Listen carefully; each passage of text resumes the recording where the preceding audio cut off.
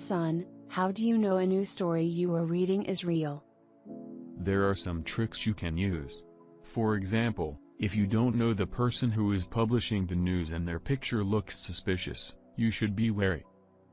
Moreover, if this person doesn't have more publications, that's an alarming factor, and if their contact is a Gmail address, that's also a bad sign. Well, the news I read didn't have a picture of the person. I don't remember if it had an email address. Where did you read the news? I don't know.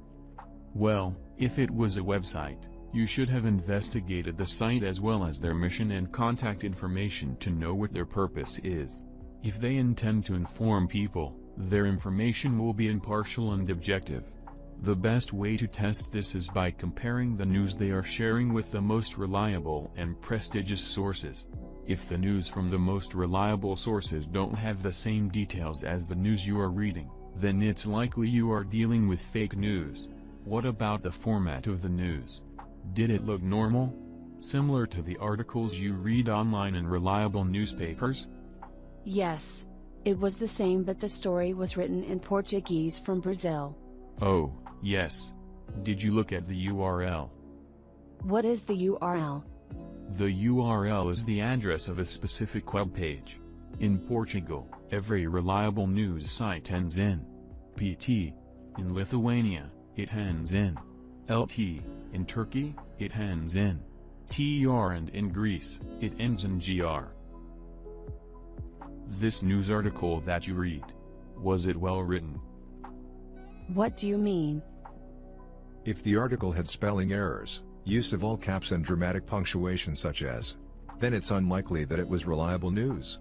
What about the date? While I was reading the article, I was a bit confused because I wasn't sure if the event happened a while ago or if it was a current event. The date is very important too. If an article is being taken out of context and out of the proper timeline, it will probably be irrelevant to current events. Lastly, you should check if the sources for factual information are clearly listed and they can be verified. If they are, it means others can support the veracity of the information. Credible journalism is about gathering facts, so if there aren't any evidences or quotes to support what is being said or written, that's a sign of bad journalism. What made you read that particular news article? Was it a subject that interested you? Or its title was outrageous and that made you curious?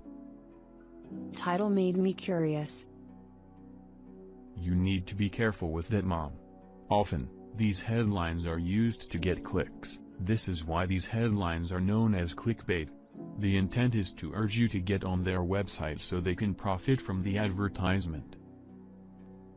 Another important thing to have in consideration is to read the whole story before making assumptions. Titles can be misleading.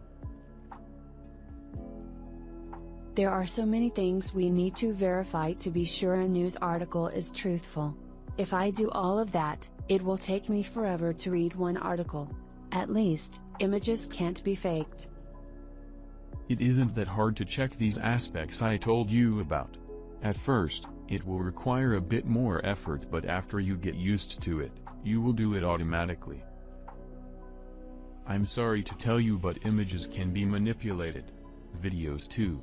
These can be difficult to detect, but you can always search for images in the search engine and apply the steps I told you about in our first conversation.